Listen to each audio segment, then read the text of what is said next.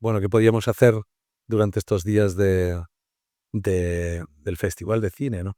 Y bueno, gracias a ella se apareció este tema, ¿no? Tan fascinante sobre, bueno, la capacidad, digamos, de recrear, bueno, escenarios que es tan consustancial en realidad al teatro y, por supuesto, al cine, y que, bueno, suscita una magia muy bonita, pues, concreto en el cine, claro, pero ¿por qué no en la arquitectura, en las ciudades, etcétera, ¿no? De todo lo que tiene que ver con la imagen, la capacidad de representación, del simbolismo que tienen las ciudades, pues es impresionante, ¿no? Y bueno, con este título tan enigmático, ¿no? Como Doppelganger o Doppelgenga o como queráis pronunciarlo, venía por la calle y uno me ha dicho, en realidad no sé muy bien de qué va vuestra conferencia. Y digo, claro, te da un poco la idea del juego, ¿no? Del título, trabajar con ese misterio, ¿no? Bueno, pues queríamos plantear esta conversación a 4 personas, ¿no? La idea es que cada uno de ellos explique, digamos, haga una pequeña intervención, y después tendremos un pequeño coloquio al cual, por supuesto, estáis más que invitados. Bueno, me vais a permitir leer porque tiene unos currículos fascinantes y no me quiero dejar nada. Vamos a empezar por Víctor Matellano. De Madrid es director de cine y de teatro, guionista y escritor cinematográfico, especializado en el género fantástico y de terror, miembro de la Academia de las Artes y las Ciencias Cinematográficas de España y del Círculo de Escritores Cinematográficos. Ha dirigido cortometrajes seleccionados para los premios Goya como Tío Yes y La cabaña de los ingleses, este último también seleccionado en el Festival de Cannes. Su filmografía incluye Wax, Vampires, Stopover, In Hell, Parada en el infierno. Regresa El Cepa, me dejó las llaves, perdona, he leído fatal estos títulos. Pampus Horror Tales y el documental Mi adorado Monster. Paralelamente ha dirigido espectáculos teatrales y ha trabajado en publicidad y televisión. Como escritor cinematográfico es autor de 24 libros sobre cine, entre los que se encuentran Spanish Horror, El Hollywood español, Spanish Exploitation, Sexo, Sangre y Balas, y diseñado por Yvonne Blake, figurinista de cine. Bueno, mil gracias por venir, Víctor, y por favor, cuando quieras. No, vosotros, es un tema absolutamente interesante. Está muy bien elegido el título. Muy bien elegido el título y además esta dicotomía en el que en el cine se trabaja con espacios que se quieren evocar determinados contextos que no siempre corresponden al lugar que se ha rodado, lo cual es muy, muy interesante. A los decoradores, directores artísticos, directores de arte en Italia, me parece que con un criterio muy interesante se les llama arquitecto técnico, ¿no? Arquitecto escénico. Y me parece una idea muy interesante porque, por un lado, se trata un poco de, en muchas ocasiones, tener que construir un espacio de cero, adaptar un espacio que ya existe de cero y, en otras ocasiones, la mayoría de ellos, localizar un espacio para que parezca lo más parecido a lo que el guión te está pidiendo. Hay dos anécdotas muy interesantes. Una es que al presidente de los Estados Unidos en 1971 le pasaron Patton de Franklin Schaffner en pantalla, y se lo pasaron en la en la Casa Blanca, y fue miembros de equipo de rodaje, entre los cuales había españoles, Gil Parrondo. Mi padre estuvo en Patton. En Patton, interesantísimo. La Mili. En la Mili, porque esa es una de las cosas, de las cuestiones de los rodajes de los Runaway Productions en España, y es que intervenía el ejército y la gente, los militares de reemplazo intervenían en estas películas. Pues bien, uno de los españoles que estaban ahí, fueron testigos, fue Gil Parrondo, que tiene dos anécdotas, os contaré las dos. Una es que le pasan la película y en un momento en el que se ven los pinares y tal, dijo el presidente de Estados Unidos, ahí selló el servicio militar. Y todos se miraron porque era Balsaín, Segovia. Y otra es que están localizando en Soto del Real, en Madrid, para la crucifixión de Spartacus, y estaban localizando los directores artísticos, entre los cuales se encontraba otra vez Gil Parrondo con Stanley Kubrick. Y entonces miró al fondo y le dijeron, bueno, y aquello es un acueducto romano. Y entonces era el viaducto del Madrid-Burgos a su paso por Soto del Real. Entonces le dijeron, pero él dijo, se entiende que él nunca picó, pero bueno, pero puso la cara, ¿no? Y dijo, ¿es romano? Y le contestaron, puritito romano. Entonces, esta es un poco una de las claves al final de lo que se trata. ¿Por qué? Porque en el caso de los espacios doblados, en el caso de los que llamadas Runaway Production, que eran las producciones americanas que venían a España casi siempre vía Londres, siempre no jugaba nunca que era la península ibérica. Jugaba siempre que eran espacios extraños. Con lo cual, siempre se doblaron de alguna manera existe este concepto en el cual se está generando ficción a partir de algo que no es como tal, ¿no? Estas producciones que venían, se dice que por el sol, se dice que por la luz, se dice que por los bajos costos, se dice porque no había posibilidades de huelga, por la intervención del ejército y todo demás, pero sobre todo porque había una congelación de capitales en aquellos años, hasta los años 60, en el cual no podía salir la peseta de España, no podía salir la peseta, no podían salir, por ejemplo, 11 millones de pesetas de la época, pero sí podían salir 8 latas de película que suponían el CID que valían 11 millones de pesetas y por eso vinieron, ¿no? Esa es la clave. Y esa es la clave de Lawrence de Arabia y de Doctor Zhivago, porque solo se puede entender este caso de Doctor Zhivago en el caso en el caso de la de David Lean, esto es Soria, de un rodaje anterior. Esto es doblaje puro y duro. Cartel en ruso y cartel de Soria real. Esto nos explica todo. Soria arriba y abajo la estación de Bariquino, ¿vale? Quiero decir que este es un elemento que se entiende. ¿Por qué bien en el caso de Doctor Zhivago el rodaje a Soria? Pues porque había venido David Lean precisamente antes a hacer Lawrence de Arabia. Lawrence de Arabia era Arabia, pero Arabia en este caso, porque tuvieron que huir de Jordania, ah, primero por un exceso de calor y problemas técnicos y también por problemas políticos, Arabia tuvo que ser Sevilla y Almería, en el Parque de María Luisa, en la Plaza de España y en Almería, en el choque famoso de trenes que se produce en Cabo de Gata en las Ramblas, en las dunas, y se genera un oasis que todavía podéis visitar en una de las Ramblas, en tabernas, con palmeras que se llevan de Elche. Es decir, generamos de nuevo un espacio a partir de algo que tendría que ser real. En ese momento se dan cuenta de que David Lean, que en su siguiente historia necesita trenes, necesita estepas o cualquier tipo de paisaje, que en este caso sería la estepa rusa, y todos esos elementos que había tenido digamos, en Lawrence, pero multiplicados, ¿no? Y así llegan a Doctor Zhivago, por eso se plantea. ¿Por qué van a Soria? Porque piensan que era el sitio que más, lo único que les falló, porque pensaban que ahí era el sitio donde nieva más en España, donde hay más probabilidades, Soria. Fueron a Soria y allí aquel año no nevó nada.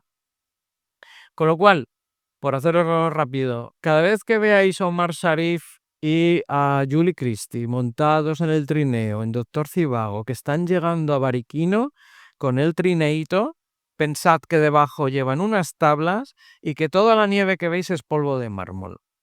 Eso es toda la nieve que vimos en ese momento. La única poquito de nieve que hay son 3 planos que se hicieron en Finlandia.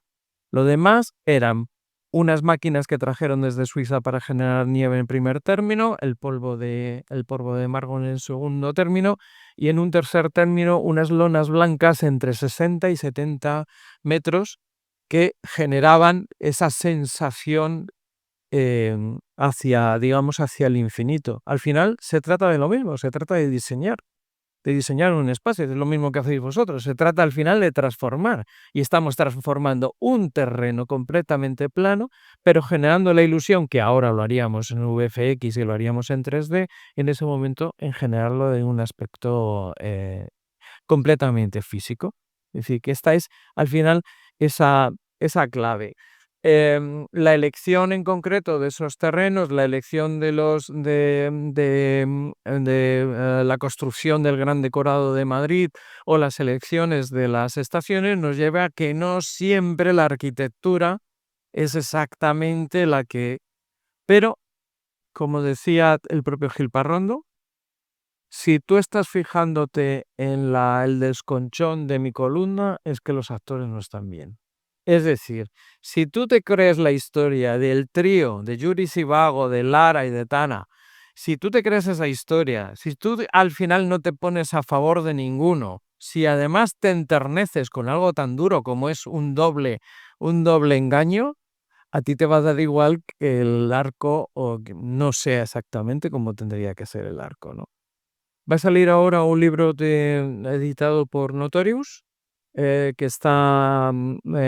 contamos toda esta historia, y permitidme os leo solo un trocito para ser lo más preciso posible con las localizaciones en Soria, que sería, dice, respecto a los decorados y localizaciones en Soria, por un lado, junto a puntos concretos como el embalse de Cuerda del Pozo, se localiza el terreno donde construir el decorado del exterior del Palacio Mansión de Bariquino, y la cabaña está también preparada para interiores, ambas en el municipio de Candilichera. Por otro lado, 70 kilómetros de vía férrea que abarcaba 4 estaciones de ferrocarril, entre estas la estación de Soria El Cañuelo, como la de Yurati, que es esta de aquí. La estación de Villar del Campo en la línea de Soria-Castejón, que ya para terminar os contaré una anécdota muy, muy rápida de esta, como la del pueblo arrasado. La estación de Matamala de Almazán en la línea Torralba-Soria, como la de Bariquino, o la zona de Pinares y la de Campo de Gómara en la línea Santander-Mediterráneo, con base en la estación de San Leonardo para los tramos férreos con el tren de refugiados y el de Straknikov. Entre las locomotoras utilizadas, la Mikado o la Mastodonte, que salieron del material de Delicias en Madrid. Deciros tres detalles para que entendáis un poco cómo Soria fue muy importante en este rodaje. Primero, todo en el rodaje en Madrid iba absolutamente en función de 2 elementos en Soria. Uno, si nevaba, y otra, en los narcisos. Una secuencia que había en primavera con unos narcisos que se habían traído de Holanda, que se habían plantado en unas macetitas y que iban regando primorosamente todos los días. Si nevaba, se sabía que solo había un día y medio por el viento en el que se podía utilizar la nieve. Y el traslado a Soria eran unos 3 horas y media en ese momento. Número 1. Número 2. Si los narcisos daban un toquecito de que empezaran a florecer, también había que trasladarse. Entonces todo el equipo en los estudios CEA de Madrid, en el plató pequeño, tenían depositado su maleta, una maleta de emergencia, para que inmediatamente tenían dispuestos todos los coches, los 100 coches que tenían que salir, para que en media hora salieran todos de camino y estuvieran a las 3 horas y media ya instalados y rodando inmediatamente. Este era el plan. Si florecía un poquito el narciso o si se producía la nieve. Y esto ocurrió varias veces. ¿Eso qué llevaba? A que en Soria tuvieron que alquilar todas las casas posibles y los 2 hoteles que había. Si tú ibas a un hotel, el hotel en Soria, entonces te decían inmediatamente, te dicen, yo le puedo alquilar a usted la habitación, pero la productora, la Metro-Goldwyn-Mayer, tiene pagado durante 4 meses las habitaciones.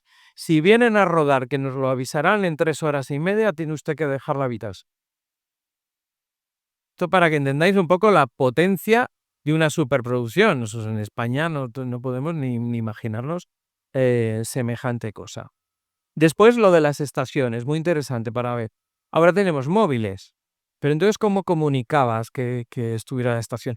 El tren de Strednikov va pasando por las estaciones y se graba desde el tren. ¿Tú cómo comunicas si no tienes móviles y los teléfonos? Pues muy sencillo. Dejas un equipo de decoración todos los días en todas las estaciones. Todos los días se levantaba y la máquina empezaba a la 1 de la madrugada a empezarle a echar carbón, que se tardaba 6 horas en arrancarla para que estuviera dispuesta. Preparaban toda la estación, los montículos estos llevan unas ruedas debajo, se vestían de rusos y esperaban. Si el tren a la 1 de la tarde había pasado, hemos terminado. Y si no, hemos terminado también. Recogemos y hasta mañana. Y este era el planteamiento con ella.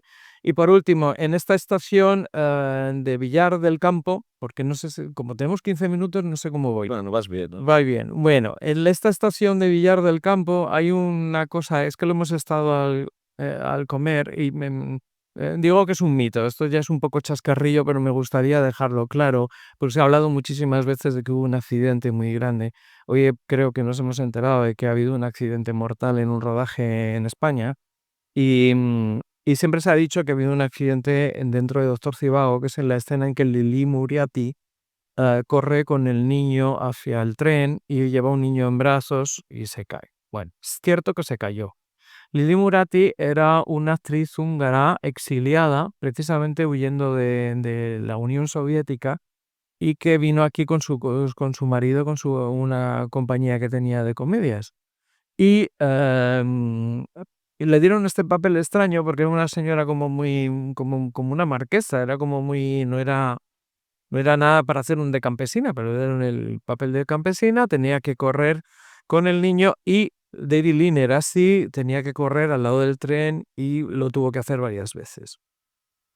Pues bien, hubo un momento que se cayó dentro del tren. Hubo suerte y quedó entre la rueda y el espacio que queda, digamos, entre el andén, en ese huequecito se quedó. Las ropas le salvaron, tan solo uno de los pedales de los vagones le dio en la pierna, le hizo una importante herida, pero al mes no solo ya estaba en los teatros trabajando, sino que además volvió a rodar. Se ha dicho que perdió las piernas, que murió, que el niño murió, que David Lean no cortó el rodaje. Vamos a ver, como se vio que realmente no había pasado algo gordo, podría haber pasado, pero no, el equipo continuó rodando. Vale, lo digo porque esta anécdota, como se ha sabido, ya lo cuento bien para que ella, por supuesto, vuelvo a decir que estaba bien. David Lean se preocupó muchísimo, el niño era un muñeco y como viene a ser este tipo de cosas, esto fue así, ¿vale? Lo digo porque se produce. Pero luego sí que hay otra anécdota muy, muy interesante. Lo digo también porque ha habido, y lo vendieron en su día, un poco para esto del doble, ¿no? Un poco para lo de la cuestión del doble, que pasaron mucho frío. Y lo digo porque si veis los extras de Doctor Zivago, veréis un report de la época que dicen, bueno, y David Lean se fue con Omar Sharif y se tuvo que ir a grabar. No es verdad.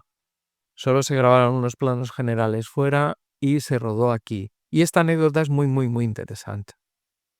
Todos los días, y eso se hace solo cuando una superproducción tiene tanto dinero, vuelvo a decir, se optaba en el punto de salida, que era el parque que hay en Soria, el parque que ellos tenían, en lo que eran unas escuelas, tenían la base para salir a rodar todos los días. Entonces se tomaba una decisión. O bien se iba a Candilichera a hacer las escenas de Bariquino, o bien se optaba por ir a la zona de los trenes. El tren, independientemente de todo, todos los días, 1 de la madrugada, carbón, señores preparados, en Bariquino todos preparados, quiere decir que tú tienes a todo el mundo, tienes a 200 personas todos los días haciendo eso, esperando que David Lean diga, pues vamos a hacer eso, lo que sea. Y entonces pensaron ese día que ni una cosa ni otra, que iban a buscar nieve. Pero no hicieron como habitualmente se hace, que es mandar digamos, una avanzadilla, ¿no? El señor, que era maravilloso por otro lado, dijo que se iban todos. Entonces su coche, que era un Rolls Royce, que se lo cambiaban cada 2 meses o así, porque era publicidad para los Rolls Royce, iba él con la ayudante de dirección y con unos walkies. Detrás de él, casi 100 coches. Se pusieron a dar vueltas a buscar nieve. Al final encontraron en uno de los puertos cercanos nieve, improvisaron lo siguiente, sacaron la cámara, le dijo a Omar Sharif que fuera de un lado a otro, que es esas secuencias que tiene Omar Sharif casi hasta la rodilla metidos en la nieve, que tiene Omar Sharif en la barba toda la nieve, que eso no es maquillaje, le tuvo hora y pico para que la nieve le tal, y eso es que a punto de congelación esas secuencias maravillosas. Se ha dicho miles de veces que eso ocurrió en Finlandia. No, señores, ocurrió en un puerto de montaña cerca de Soria. O sea que esta es un poco la historia. Los espacios siguen estando hábiles y algo nos ha quedado, y esto para cerrar, algo nos ha quedado muy importante de todo aquello. Y ya pasó entonces, que es cuando los capitales de nuevo pudieron volver, cuando los capitales volvieron, fue posible, se habían acostumbrado y cuando ya ruedan Patton, Nicolás de Alejandra, Los Tres Mosqueteros, cuando hacen El Viento y el León, por ejemplo, todo este tipo de películas, ya no era necesario venir a España, podían haber ido.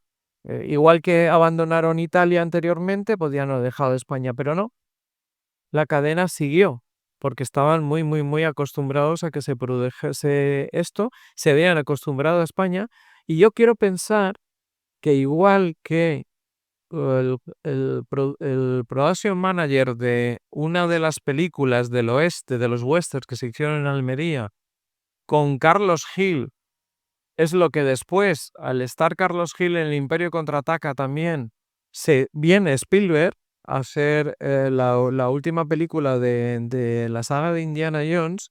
Quiero pensar que de alguna manera esta costumbre o esta correlación continuada ha traído hasta los actuales rodajes que nos han venido, sobre todo por mundo de plataformas, pero de carácter internacional. Yo creo que esa costumbre, de alguna manera, quiero pensar que ha habido una cierta conexión y una cierta costumbre que se trae hasta nuestros días y que muchas de las capacidades que hemos tenido nosotros para construcción, especialmente de decorados, que del decorado de Doctor Cibago en Canillas en Madrid habría muchísimo que hablar, ha tenido mucho que ver con precisamente esta estas capacidades y estas costumbres de los años 60. La anécdota de Canillas es buena si quieres contar. Bueno, Canillas hay muchas anécdotas, porque Canillas lo más interesante es que bueno, se tuvo que hacer unos esfuerzos tremendos, eran 2 calles, la primera arrancaba en el Kremlin y ahí estaba Emilio Ruiz del Río con la maqueta del Kremlin. Lo que se ve del Kremlin es una maqueta de unos 18 metros, o sea, es grande, pero no es el Kremlin, obviamente, ¿no? Y él decían que pintaban allí y era al lado del cementerio de Canillas y contaban el número de muertos de que enterraban todos los días por los días que pasaban allí en construcción. Y hoy llevamos 3 muertos, hoy llevamos 8 muertos y los iba apuntando todos, ¿no? Y entonces en esa calle, es una calle que termina digamos, en la casa de Yuri, y hay una plaza que es muy interesante, que es la plaza con la estatua de Alejandro II, estatua ecuestre.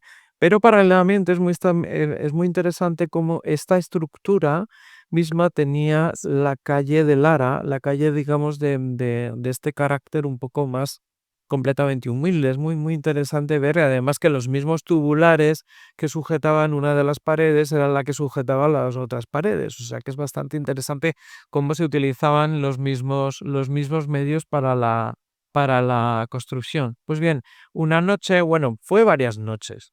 En el rodaje en la calle, digamos, en la de Yuri, en la que él tenía que mirar con esos ojos la violencia del momento de la manifestación y del momento del ataque de los cosacos, que se ve todo a través de sus ojos, y le dio la extraña indicación el David Lean de decirle: lo que tienes que hacer esa es la cara que tiene el mirando, y dice, pensar en la persona que tendrías que más deseo en este momento de tener un orgasmo con esa persona y estar justo en el límite. Y esa es la indicación que le dio para aquellos ojos, ¿no? Pues bien, en esa calle había que cantar la Internacional. y la internacional la ponían con unos amplificadores muy potentes. Y la cosa llegaba hasta el aeropuerto, llegaba hasta el barrio de Barajas, todos los días, pues fueron varias noches, se presentaba la policía y decían, es que a los vecinos les molesta el ruido, nos molesta el ruido, porque además miraban que algunos cantaban con mucha efusividad la historia. Y a su vez lanzaban unos pasquines con la hoz y el martillo. Los pasquines se fueron volando y fueron llegando a los barrios de Madrid. Y entonces hubo otra queja porque dijeron de repente, claro, la gente decía, Franco ha muerto. Claro, Franco ha muerto porque se ha llegado a tu puerta eso, y si ha llegado a tu puerta eso, las cosas están cambiando. O para unos será por mejor, otros para peor, cada uno en esto es una cosa muy subjetiva. Entonces esto pasó en aquello. Y era mucho porque él repetía y repetía y le gustaba que estuviera, ¿no? con él un poco, porque David Lean era así. Sí que deciros un detalle, un poco para que entendáis cómo era David Lean.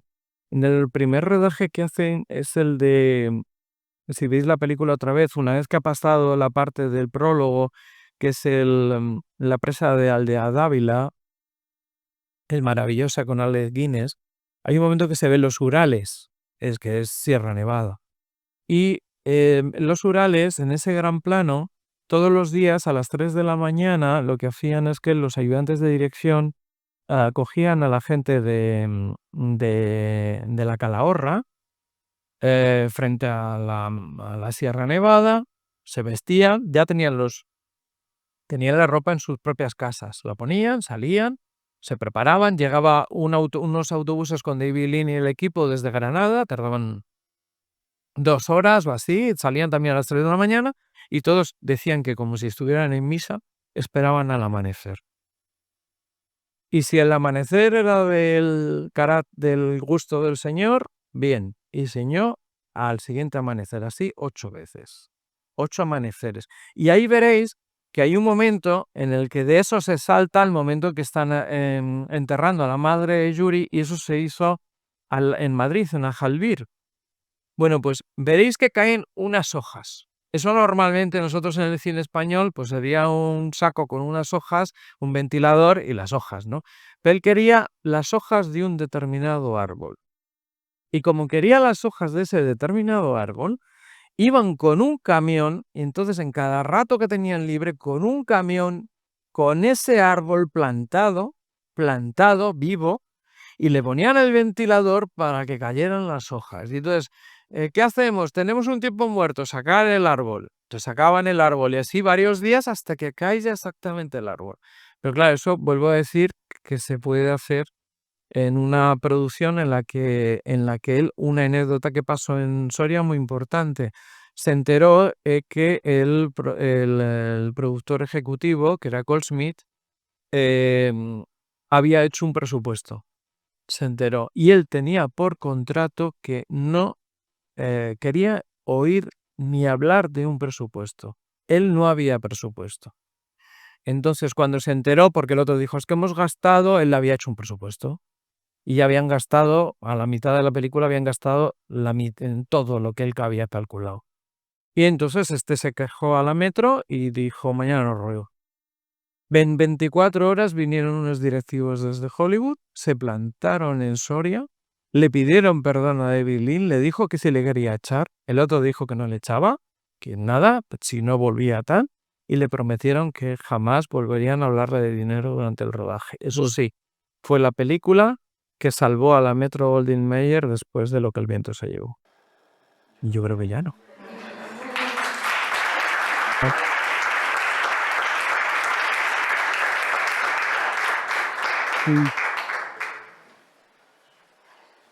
Pues muchas gracias. Bueno, pues vamos a seguir con Christine. Permíteme también leer una breve presentación que es fascinante. Christine se licenció, es arquitecta por la Universidad de Santo Tomás en Manila. Tiene un máster en restauración arquitectónica, yo creo que alguien está por aquí también, por la Politécnica de Madrid. Fue coordinadora general del MUSAC durante 19 años, institución en la que desarrolló la serie Arte y Arquitectura, un proyecto de exposiciones publicaciones y un podcast sobre artistas y arquitectos cuyos trabajos se encuentran en la frontera de estos dos campos. Como comisario ha realizado numerosas exposiciones y artículos sobre arte, arquitectura, sostenibilidad e inclusión. Ha participado como jurado en premios de arte y cultura en España y Filipinas, así como en programas de residencias curatoriales. Actualmente es responsable de Castilla y León Film Commission y mantiene su actividad como comisario independiente de arte contemporáneo. Muchas gracias por venir y por tu apoyo en esta sesión. No quieras. Gracias, o sea, bueno, como José me ha dicho, en mi currículum yo siempre intento buscar es la transdisciplinariedad entre arte y otros campos, ¿no? Ya lo hice en el MOSAC con arte y arquitectura, con esta serie que hice de exposiciones y publicaciones. Y desde hace 3 años, pues yo soy Film Commissioner de Castilla y León y me interesa también este tema de cómo puedo encontrar en el cine aspectos de la arquitectura, cómo la arquitectura influye en el cine o cómo puedo estudiar la arquitectura a partir del cine. Entonces, hablando con Martín una noche en junio, a finales de mayo aquí, después de otra charla, otra presentación de una película aquí, pues hemos hablado de doblajes de localizaciones y fue un tema que le dije que pues puede ser muy interesante explorar. Entonces, bueno, ha surgido y muchas gracias por hacerlo posible y por estar aquí. Yo voy a hablar de Orson Welles, es uno de mis directores favoritos y casualmente pues ha hecho muchísimas, bueno, muchísimas, varias películas en España y sobre todo en Castilla y León. Pero quizás os estáis preguntando qué relación tiene Orson Welles, cómo ha venido Orson Welles a España, ¿no? No sé si sabéis la relación que tiene Orson Welles en España. Sabéis que las cenizas están en Ronda, ¿no? Pero es que la relación de Orson Welles con España, pues viene ya de largo, desde la adolescencia. Con 16 años se vino a España de vacaciones, estuvo en Sevilla una temporada, se enamoró de los toros, del flamenco, del buen vino, de la buena comida. Entonces ya desde entonces tenía ya esa, bueno, esa pasión, ¿no? El amor por España. Volvió a Estados Unidos, donde empezó su carrera en la radio, en la televisión. Hizo una interpretación de la Guerra de los Mundos, que fue bastante exitoso. En televisión también ha trabajado. Y luego, con 25 años, pues su película más famosa, que es Ciudadano Kane. Después de una temporada trabajando en Estados Unidos, pues tiene fama de ser una persona difícil porque siempre, pues, tiene que tener sus licencias creativas. También tenía fama de sobrepasarse de los presupuestos, o sea, con los productores, pues, no se llevaban bien porque, bueno, hacía lo que le daba la gana, pues, al final los genios, ¿no? Es lo que tiene. Entonces estaba tan endeudado que todo lo que iba a ganar en Estados Unidos se lo iba a quitar Hacienda. Entonces decidió, pues se tenía que ir de Estados Unidos y se vino para Europa. En España estuvo de manera intermitente entre 1953 y 1976. Y aquí es donde hizo 4 largometrajes y varias películas para televisión. Los 4 largometrajes son Mr. Arcadian, Fraude, Una historia inmortal y Campanadas a medianoche. Y luego empezó a hacer una película para televisión que es Don Quijote, que no llegó a terminar, pero terminó un colaborador suyo, Jesús Franco. Voy a hablar sobre 3 de estas películas, pero sobre todo de Campanadas a medianoche, que como caso de estudio creo que es muy interesante como arquitectos. Bueno, aquí tenemos creo que un un público mezclado, pero para mí, pues mi charla es un poco más enfocada sobre la arquitectura. La primera película es Mr. Arcadian, es el primer largometraje que hizo Orson Welles en España, del 55, y va sobre un millonario que pierde su memoria, entonces contrata a un detective para investigar sobre su pasado. Este realmente no es un doblaje de localizaciones porque tenemos este personaje que es Orson Welles haciendo de Mr. Arkadin, que vive por todo el mundo, pero sobre todo tiene un palacio en España. Y ese palacio es este, es el Alcázar de Segovia. Pero lo que ha hecho aquí Orson Welles es combinar diferentes escenarios en uno. Tenemos el exterior del Alcázar de Segovia y el claustro del Colegio de San Gregorio en Valladolid. Entonces, en alguna escena vemos el protagonista entrando por el Alcázar y luego entra a un claustro y de repente se transforma el claustro en el Colegio San Gregorio. Y en otra escena, que es justo este que está poniendo el abrigo a la mujer, se gira y vemos Pedraza. Entonces vemos como en esta escena se ve el Alcázar y luego el contraplano es Pedraza. O sea, intenta como crear otro mundo a partir de un collage de diferentes localizaciones. Y eso lo va a hacer mucho. Lo va a hacer sobre todo en Campanadas a medianoche, que lo vamos a ver después. La segunda película realmente es un mediometraje del 68, es una historia inmortal. Está basado en una novela de Isaac Dinesen. Y en la novela original la historia transcurre en Cantón, pero Orson Welles lo cambia y para él la historia ocurre en Macao. Y Macao, que es una colonia portuguesa. Entonces, como colonia portuguesa, pues aquí tenemos una imagen de Macao en la actualidad, arquitectura colonial fusionado con la arquitectura china y Orson Welles utiliza los pueblos de Pedraza, de Chinchón, de Brihuega y su propia casa en Aravaca, que en aquel momento tenía una casa en las afueras de Madrid, que es la localización principal de todos los interiores de este personaje que es Mr. Clay.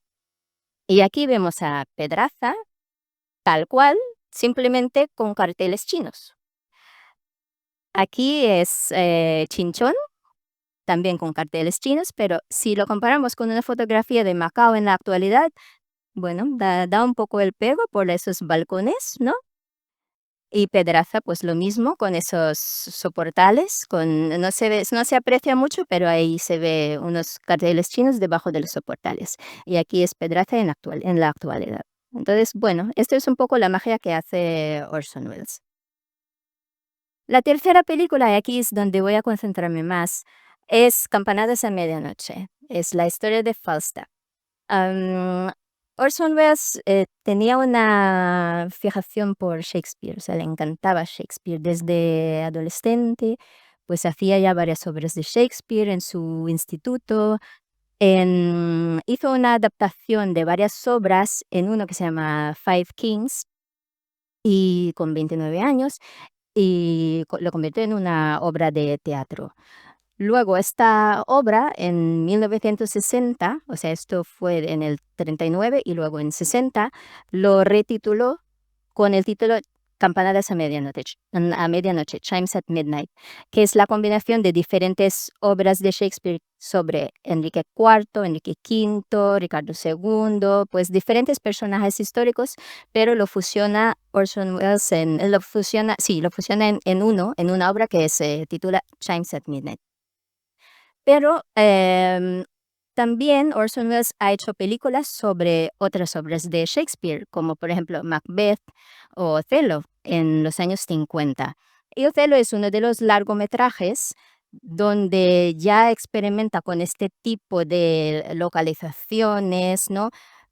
Un poco la forma de trabajar se verá mucho aquí en Campanadas a medianoche, también los problemas, las dificultades, porque no todos los actores estaban disponibles todo el rato, entonces lo que hacía era pues grabar un actor todo el tiempo que podía y luego ya grababa con los actores por la espalda para hacer la misma toma, pero hablando el actor con un doble. Entonces tenía esos problemas también de presupuestos que luego le acompaña con su reputación de ser un director un poco desordenado, pero realmente creo que es un desorden ordenado. No sé si me entiendes, porque al final está todo en su cabeza, pero tiene que hacer muchos patches, mucho collage, pero todo está ordenado en su cabeza. Y Campanadas a medianoche es una obra que aquí creo que lo he puesto mal porque he puesto 55, pero se rodó entre el 64 y en el 65 en España. Hay, pero el personaje principal, en comparación con la obra de Shakespeare, el personaje principal es Falstaff, que para Shakespeare es un personaje secundario, pero Orson Welles lo concibe como el protagonista de esta película. Eh, Wells se documenta muchísimo. Ha hecho mucha investigación sobre las localizaciones y sobre el personaje. Y aquí vemos el ejemplo de este cuadro de Edward von Grützner, que fue su referencia para crear el personaje. Entonces vemos realmente el parecido, ¿no? Pues él físicamente ya en su vejez pues estaba ya más obeso, pero bueno, se asemeja con el personaje que ha creado Edward von Grützner, que fue para también la ópera de Verdi sobre Falstaff. Y el rodaje de Chimes at Midnight, de Campanadas a Medianoche, fue un poco caótico. Empezó así en el 64, primero se iba a rodar en Yugoslavia, pero hubo problemas ahí, entonces al final decidieron pues traerlo a España, porque pues por lo que ha dicho Víctor, porque aquí ya ha habido otras facilidades de rodaje, por los Runaway Productions también teníamos equipos técnicos buenísimos y esas facilidades como los extras, los militares, muchos técnicos audiovisuales que tenían mucha capacidad para hacer rodajes complicados. Y sobre todo, la clave aquí es que ha encontrado un productor en la figura de Emiliano Piedra. Wes llegó a través de su abogado italiano, conoció a Espartaco Santoni, que era marido de Marjuita Díaz, que era pues actriz de alguna producción de Emiliano Piedra, que en aquel momento pues era un joven naif productor que quería hacer, un amante de cine y que quería hacer obras de calidad. Entonces pues se cruzaron y Emiliano Piedra se comprometió a producir la película Campanadas a Medianoche por 800.000 pesetas al principio. Que todo eso al final pues no fue así, porque los 800.000 pesetas pues se duplicó a 2 millones y las 6 semanas de rodaje, que era el plan original, pues fueron al final 6 meses de rodaje, jamás. Con lo cual, pero todo eso, porque los dos pues creían el trabajo de Orson Welles, Emiliano le permitía todo. Orson Welles tenía también un carácter pues muy alegre, al final pues se dejó engañar. Sobre todo también el Orson Welles, no sé si fue de verdad o no, eso no se sabe. Bueno, por cierto que yo me basé todo en este libro de Rimbaud sobre esta historia del rodaje de Campanadas a Medianoche. Se decía también que Orson Welles llegó a un acuerdo de que iba a rodar 2 películas en uno. Iba a rodar al mismo tiempo La Isla de Tesoro, que iba a ser una película comercial, y la película de calidad iba a ser Campanadas a Medianoche. O sea, una cosa que más experimental y otra más comercial. Que Orson Welles decía, no, vamos a utilizar los mismos escenarios, los mismos actores y tal, entonces no va a costar mucho el rodaje de La Isla de Tesoro porque vamos a hacer 2 películas en una. Pues resulta que al final de La Isla de Tesoro solo se rodó un día y Campanadas a Medianoche se alargó a los 6 meses. Pero bueno, vamos a ver las localizaciones. Voy a pasarlo rápidamente. Las localizaciones principales eran pues una muralla, porque al final estamos hablando sobre la vida de Enrique IV, que Enrique IV al final para llegó al trono, tuvo que asesinar a su primo Ricardo II, luego se sube al trono su hijo Enrique II, entonces eso todo transcurre en la Inglaterra del siglo XV. Así que necesitamos una muralla medieval que encontró en Ávila, un palacio que le encontró en Cardona, un pueblo, un burgo aquí es Calatañazor, pero también se utilizó Pedraza. Una taberna que lo encontró en un garaje antiguo en Carabanchel, en Madrid.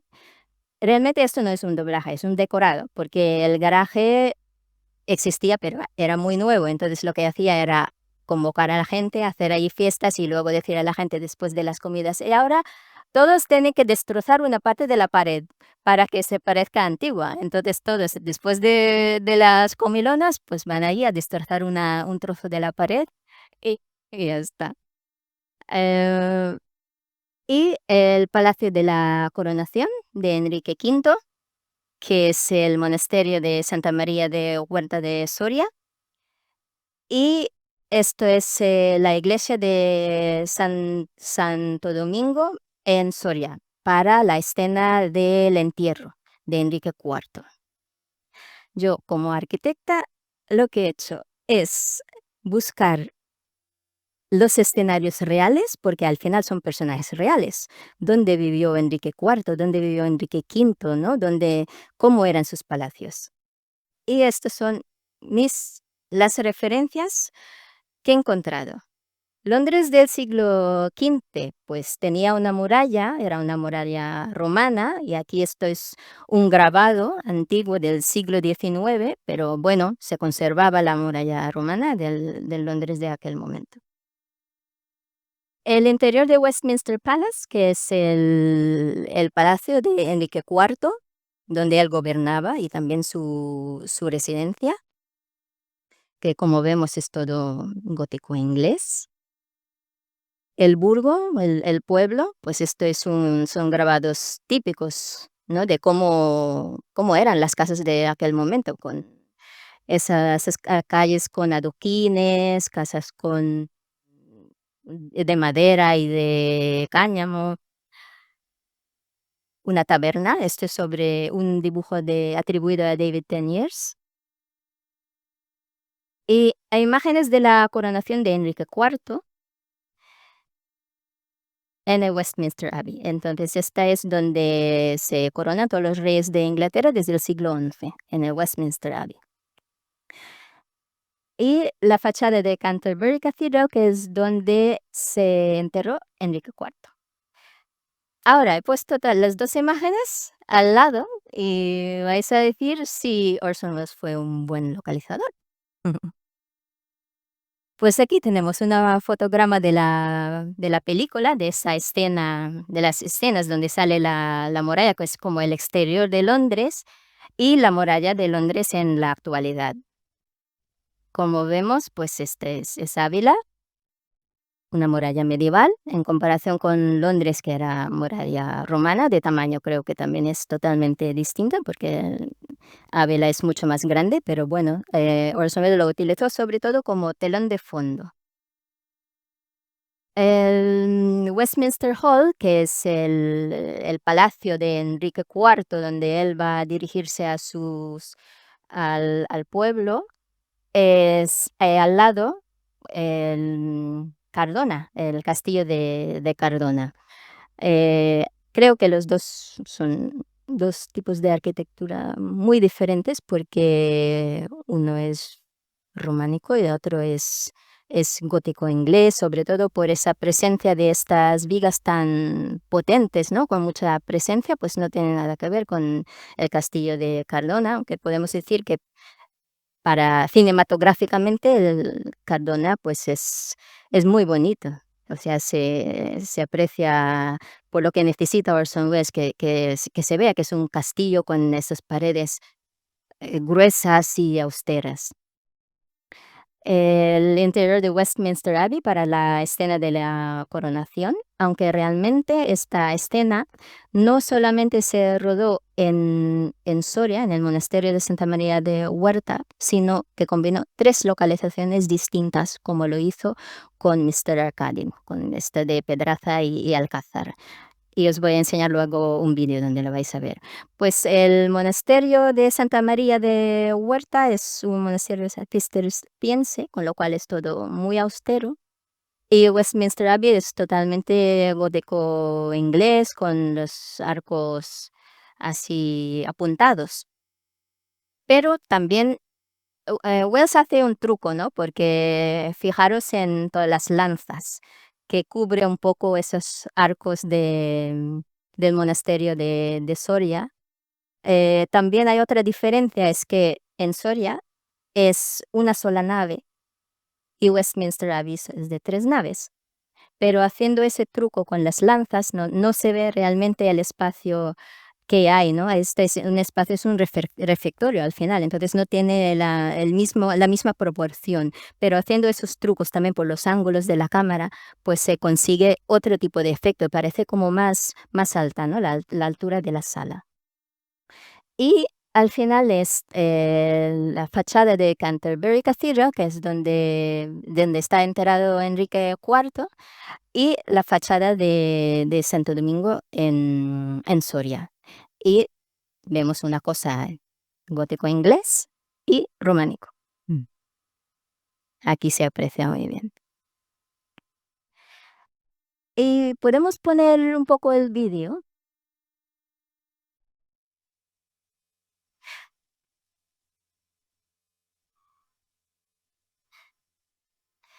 Bueno, lo pongo sin sonido, así puedo comentar un poco. Aquí vemos a Keith Baxter entrando por la muralla de Ávila.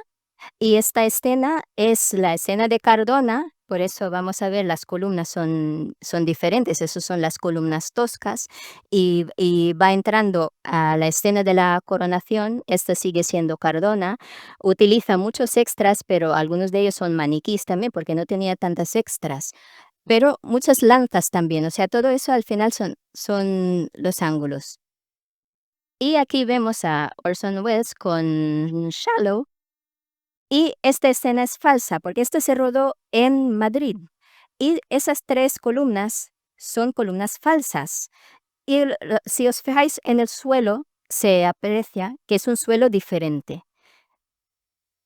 Aquí no se ve, pero luego cuando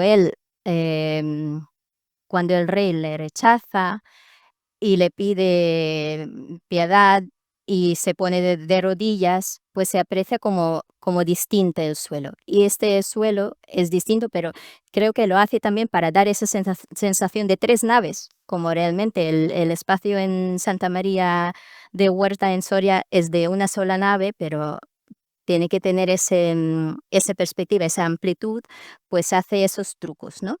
Y sobre todo por el ángulo de la cámara, ¿no? Juega Orson Welles con el picado y contrapicado, que se aprecia mucho también en esas escenas. Aquí se ve como se arrodilla ante el rey.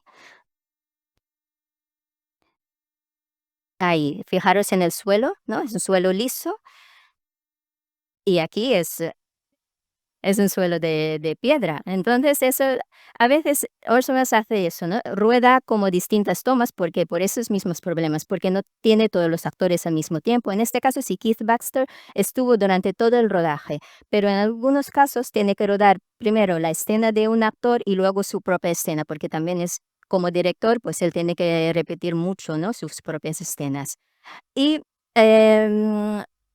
después de hacer esa comparación, ¿no? Visteis ya como la diferencia entre la realidad histórica y lo que sale en la película, podemos decir que bueno, que no es muy fiel históricamente, pero yo creo que esa no es la intención de Orson Welles, la verosimilitud no es su intención, porque para él, lo importante es crear su propio universo, su propio periodo. A partir de esa historia, yo creo que él ya está contando un universo a través de los personajes y al final la localización, aporta, pero que no es lo más importante para él.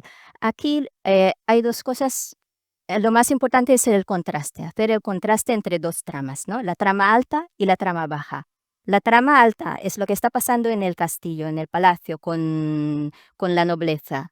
La trama baja, lo que está pasando con el personaje de Falstaff, que son ladrones, borrachos, que está con prostitutas, que está todo el rato bebiendo. Son 2 mundos distintos y lo utiliza la arquitectura para hacer esas 2 comparaciones. El castillo, todos verticales, todo de piedra, todo austero. La taberna, una arquitectura de madera, con vigas, todos horizontales, techos bajos, más cálido, escenas festivas.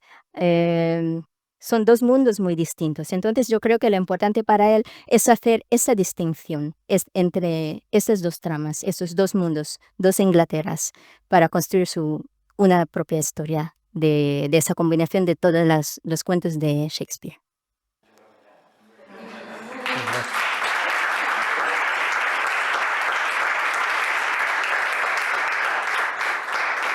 Muy bien, fascinante, la verdad.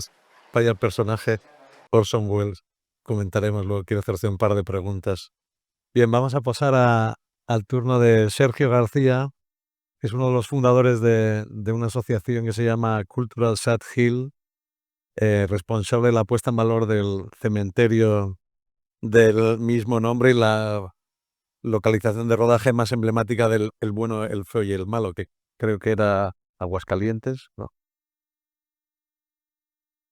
Basildar, la película famosísima que conoceréis todos bien. Este colectivo organizó eventos del 50 aniversario de la película y me consta que, digamos, en toda la región, en esa zona, bueno, se mantiene viva la llama del impacto de esa película. Cuando quieras. Muy bien, pues muchísimas gracias por esta oportunidad de difundir la labor que hemos hecho desde la Asociación Cultural South Hill, de la cual ahora mismo soy el presidente por circunstancias y ya estamos empezando a preparar el 60 aniversario de la película, que es el año que viene.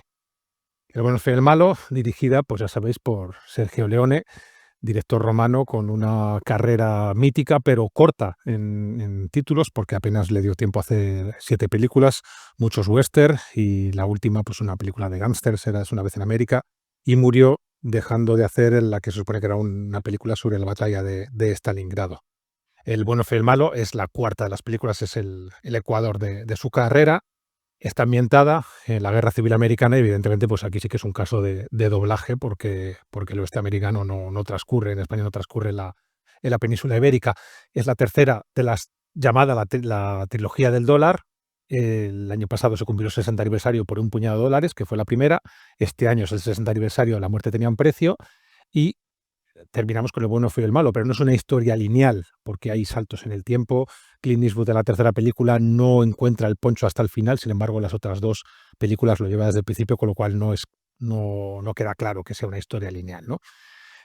Aparte de lo que es las localizaciones de Burgos, la primera parte de la película es prácticamente en su totalidad, bueno, no en su totalidad, pero lo más, la presentación de los personajes de Lee Van Cleef y de Leigh Wallach es en tabernas, en Almería, los albaricoques, pero también muchísimo protagonismo en la tierra de Víctor, en La Pedriza, en Manzanares el Real, Colmenar Viejo. La primera frase que tiene Clint Eastwood en la película: sabes que tu cara se parece a uno que vale $2.000, sí, pero tú no los vas a cobrar. Eso que dice Clint Eastwood es en La Pedriza, es en Colmenar Viejo, y ya ahí la película llevaba casi media horita. Y la Calahorra, que también la ha mencionado Víctor para Doctor Civago. Casi siempre que veamos ferrocarril en las pelis de la trilogía del dólar, corresponde a una línea abandonada en la zona de Granada, en la Calahorra. El rodaje en Burgos es casi 3 horas, y el año pasado me tomé la molestia de mirar a ver en qué provincia hay más, porque hay piques a veces. La gente en redes sociales se pica, no, porque Almería, porque esto, porque lo otro. Pues está rodado más en Burgos. Lo que pasa es que tiene más localizaciones de rodaje Almería. Y el culpable de la presencia de esta película allí, porque si quien haya estado o quien vaya a ir a verlo algún día, pues se dará cuenta que cuesta muchísimo llegar y dice, pero ¿cómo vinieron aquí los americanos, los italianos, ¿no? El culpable es este señor, José Antonio Pérez Giner, productor de cine, que murió hace unos años y que él trabajó como producción en una película que aquí no había doblaje como tal, porque era una película de corte medieval, que es El Valle de las Espadas, rodada unos años antes y también protagonizada por Espartaco Santoni, que ha aparecido antes en su nombre en la ponencia de Christine. Esta película está rodada en la misma zona del bueno, el feo y el malo. En lo que se ve al fondo es la Peña Carazo, que está presente en la parte de Burgos del bueno, el feo y el malo. Tuvo también intento de abrirse en el mercado anglosajón, aunque no con mucho éxito, de Castilian. Y bueno, lo que se ve al fondo es la Peña Carazo, que está muy presente en la parte final del bueno, el feo y el malo. Quedaos con esta imagen, en la que es una película, pues eso, de moros y cristianos, ¿no? Aquí las tropas moriscas atacan a la cámara, pues quedaos con esa imagen, que va a parecer unas diapositivas después, en El bueno, feo y el malo. La parte de atrás de otras localizaciones del bueno, feo y el malo es el río Arlanza, la ermita de San Pelayo, que es ahí detrás de ese roquedo está el monasterio San Pedro de Arlanza y el propio monasterio de San Pedro de Arlanza. ¿Quién era Antonio Pérez Giner? Pues un productor que entró a trabajar con Leone en la tercera película de la trilogía del dólar. Y para esta película, Leone necesitaba un río para la famosa secuencia de la voladura del puente. Leone había trabajado ya en Almería y en Madrid. En Almería no hay ríos, los plazos como son. En Madrid sí que tenía el Manzanares. De hecho, hay secuencias que sí que había ríos que a lo mejor le podían permitir el Manzanares o el Alberche, que también rueda por ahí alguna cosa, que a lo mejor le podían haber permitido algo, pero Antonio Pérez Giner le enseña fotografías de la Peña Carazo y del río Arlanza y deciden que puede valer Burgos para ambientar Nuevo México. Tal y como ha hecho Cristín, pues hacemos ese ejercicio de buscar en Google Nuevo México, parajes de Nuevo México, y encontramos estas altiplanicies, estas mesetas, que se dan un aire a el paisaje que confiere Burgos desde norte a sur, que es el Cretácico. Yo soy geólogo, no soy arquitecto, pero soy geólogo, pues también defiendo un poquito lo mío, ¿no? Y el Cretácico es la espina dorsal que vertebra Burgos de norte a sur y continúa con Soria, y el Cretácico es ese tipo de paisajes que dejan estas altiplanicies, ¿no? De tal manera que se establecen 4 sets de rodaje en Burgos, según van apareciendo en la película. La misión de San Antonio, el monasterio San Pedro de Arlanza, un monasterio románico. Lo que es la presencia del románico no aparece en la película, pero bueno, lo digo por si lo queréis ir a ver, que es muy interesante, aunque ahora mismo está en obras.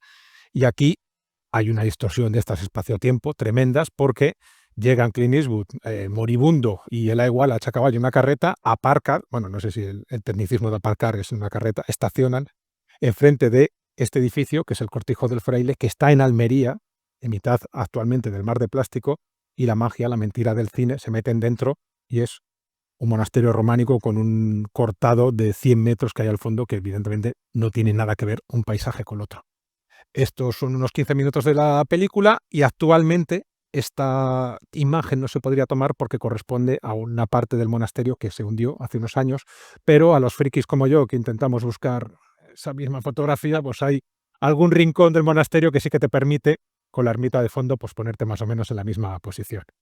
El campo de prisioneros de Betterville, en Carazo, pues un campo de prisioneros que tiene una empalizada, que esto lo hizo el ejército en un par de semanas, y quién mejor para hacer de soldado que alguien que tiene formación militar y esa posibilidad que comentaba Víctor de que al el ejército español se le puede disfrazar, ¿no? Pues aparte de paisanos de la zona que fueron figurantes, pues muchos militares participaron, que estaban haciendo la mili ese año en el cuartel de San Marcial en Burgos.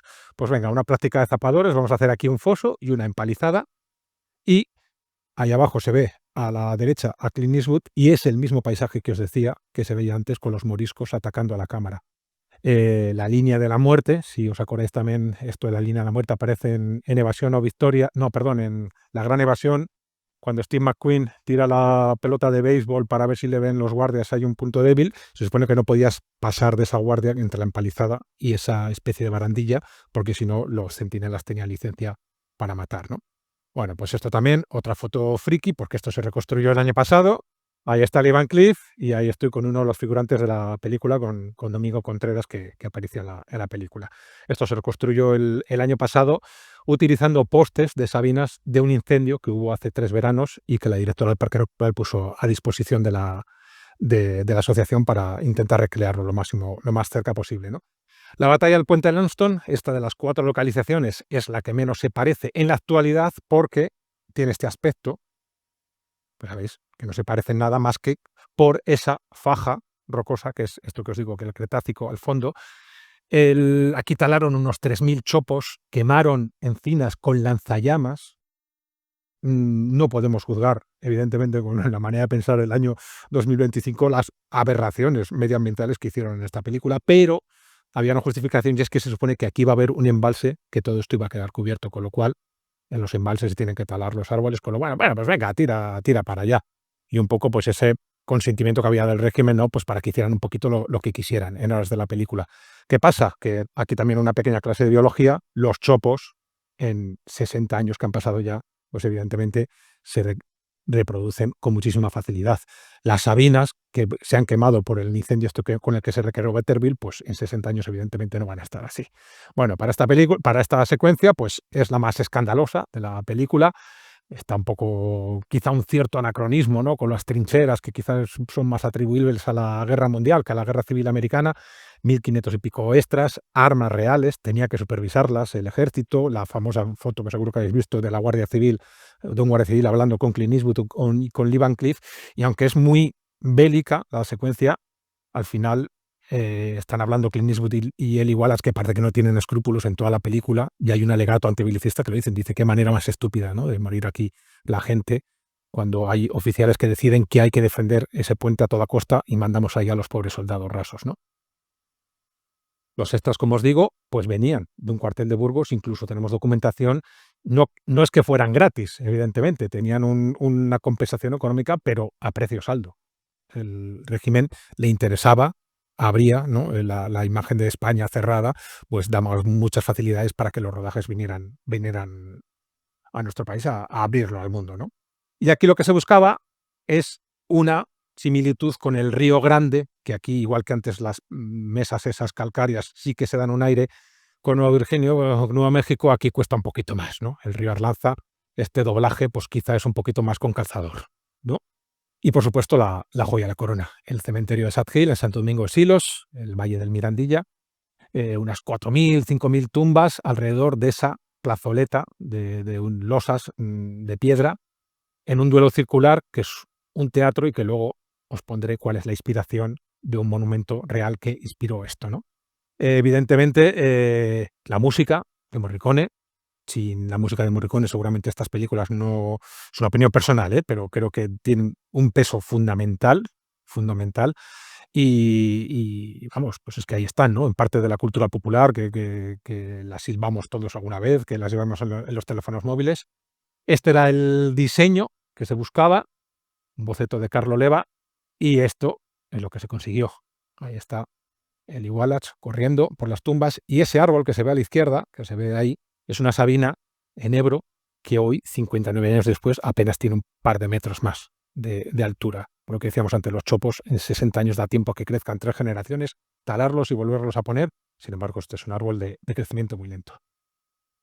Ejemplo pionero de Land Art, ya que estamos en un edificio dedicado a la arquitectura, pues ha habido mucha gente que lo ha expuesto como que es un ejemplo de Land Art, pero evidentemente cuando lo hicieron no había una intención de que esto sirviera de ejemplo de nada. Es más, esto lo volaron como el puente y allí nadie puso un cartel de prohibido tocar, localización de rodaje. Poco a poco, con el paso del tiempo, se fue abandonando a su suerte. Toneladas de madera, el campo de prisioneros, el puente, las tumbas. Estamos hablando del año 1966. Ahora hay calderas de pellets, geotermia, en gasóleo. En Burgos hace frío y toda esa línea acabó en las chimeneas de la gente de los pueblos que dice, mira, gente, este año no tenemos que ir a cortar leña, que nos la han dejado aquí perdida. Con lo cual, ese concepto de land art quizás sí que para la intervención que hizo la asociación. Lo que os decía, no lo digo yo, el biógrafo oficial de Sergio Leone, Sir Christopher Freilin, dijo que el cementerio de Sad Hill era una recreación del Coliseo romano. Él era romano, evidentemente. En el Coliseo, ¿quién se batía a muerte? Los gladiadores. ¿Quién se batía a muerte en la película? Los 3 pistoleros. Un coso taurino también podría ser, porque la música también, esas trompetas, un poco así, puede tener unas reminiscencias taurinas, evidentemente, ¿no? Y en vez de espectadores, lo que tenemos son las tumbas alrededor. Las penúltima secuencia de la película, El bueno fue el malo, es la batalla del puente de Lanston. A mí es la que menos me gusta, es un poco caótica, es un poco ruidosa, 1000 y pico extras, seguramente la más difícil desde el punto de vista de producción, pero sin embargo los últimos 15-20 minutos de la película solo están ellos 3 y son los dueños absolutos de la imagen. El primer plano en el que los 3 protagonistas están juntos es a 10 minutos de acabar la película, cuando están cavando el tesoro, ¿no? Para quien todavía se pica a veces, no, es que esto está en Almería, Bueno, pues chico, pues ven y consígueme esta foto en Almería, que no es polvo de mármol, esto es nieve de verdad, que cada vez nieva menos, pero 2 o 3 días al año sí que conseguimos una fotografía como esta, y cuesta llegar, porque esto está a 1000 y pico metros y hay más días de pasar frío que pasar calor. Bueno, Documentación gráfica usada en el rodaje, porque evidentemente el salvaje oeste, venimos de la ponencia de Christine, en la que Orson Welles ha utilizado esos edificios, esos templos, esas basílicas, pues no tiene nada que ver con el salvaje oeste, que era un poquito más, pues eso, la conquista de un paisaje salvaje, pero sí que se nota más un poquito el trabajo de escenografía, sobre todo en el atrezo y en el vestuario. Leone se documentó mucho, tenía un equipo muy bueno y sobre todo pues un par de ayudantes. Fabrizio Gianni y Giancarlo Santi estuvieron en Estados Unidos buscando documentación de la Guerra Civil Americana. Esto, bueno, esto sobre todo sale en la bibliografía. Los dos expertos principales de Leone son Christopher Freiling, que ya lo he nombrado, y Peter Halley, que tienen auténticas Biblias, ¿no?, sobre el salvaje oeste. En estos dos libros, de Gardner y en el otro de David Donald, se documentaron un montón los escenógrafos de Sergio Leone, Carlo Simi, su director artístico, y Carlo Leva, el ayudante. Y tal como ha hecho Christine, pues vamos a verlo. El campo de prisioneros. Estos son grabados porque la Guerra Civil Americana, pues la fotografía estaría en sus albores, ¿no?, en sus comienzos, pero sobre todo había grabados, ¿no? Pues vemos cuando les llevan prisioneros a Clint Eastwood y a Eli Wallach como pasan por un puente levadizo, pues a la izquierda una imagen de Andersonville, el campo de prisioneros de la película se llama Betterville, pues aquí llamaron Andersonville, pues ahí les vemos entrando a fila india en una empalizada. La empalizada, por una cuestión de fotografía, de imagen, de dirección de fotografía, y también por ser más rápido, no la cerraron completamente, sino que la dejaron con estos postes que permitía que entrase la luz, ¿sabes? Pero al final, ¿una empalizada qué es? Una sucesión de palos, ¿vale? Los patíbulos, la gente colgada. La película no tiene muchos primeros planos, pero aquí se notan, al fondo. Se ven ahí los patíbulos, la gente colgada ahí, ajusticiada de cualquier manera. Esta es calcada. Esta es en San Pedro de Arlanza. Se supone que es un hospital de campaña, ¿no?, un hospital militar donde entran los heridos, y en esas grandes bañeras, pues es que fijaos que es prácticamente igual, ¿vale? Esta es tremenda, esta película. Hay una secuencia, sabéis que Lee Van Cleef utiliza uno de sus gorilas para torturar a Eli Wallach y sacarle la información de dónde está el tesoro. Y eso está documentado, que para cuando había este tipo de torturas, de palizas a los reclusos, había bandas de música que tocaban, esto también pasaba al parecer en los campos nazis, para amortiguar un poquito esas palizas. Bueno, quizá no se aprecia muy bien, pero arriba a la izquierda hay una imagen que tiene Sergio Leone del libro, y hay después esa reproducción de esa banda de música con músicos locales que están tocando. Músicos locales que el señor que aparecía conmigo de figurante es uno de ellos, es el que toca la armónica, y dice que el proceso de casting era muy curioso porque más que importar que supieras tocar un instrumento, no, tenías que estar flaco. Y estás en un campo de concentración, no puedes estar de buen año, evidentemente. Entonces podía venir un virtuoso del saxofón, pero tú no nos valías porque pesabas 100 y pico kilos, ¿no? Esta especie de horno, de edificio que no sé qué uso tendría, ¿no? Pues fijaos, clonado, prácticamente clonado. Las tumbas. La tumba de Ark Stanton, donde supuestamente estaba, pues fijaos, o sea, no inventaron el salvaje oeste, el Sergio Leone, ni sus escenógrafos. Lo que hicieron es un trabajo buenísimo de documentación y lo plasmaron. La tumba del soldado desconocido es que es prácticamente la misma tipografía, prácticamente la forma de la K, la forma de cómo se alargan, es prácticamente igual. Estos son todos libros de la Guerra Civil Americana. Las trincheras, quizá esta foto es un poquito más metida con calzador, porque al final una trinchera es un poco difícil de recrear, pero bueno, es la misma inspiración. Y el puente de Langston, pues posiblemente fuera el puente de Chattanooga en el río Tennessee en 1861. Hasta aquí mi presentación. Va. Soy rápido como buen pistolero.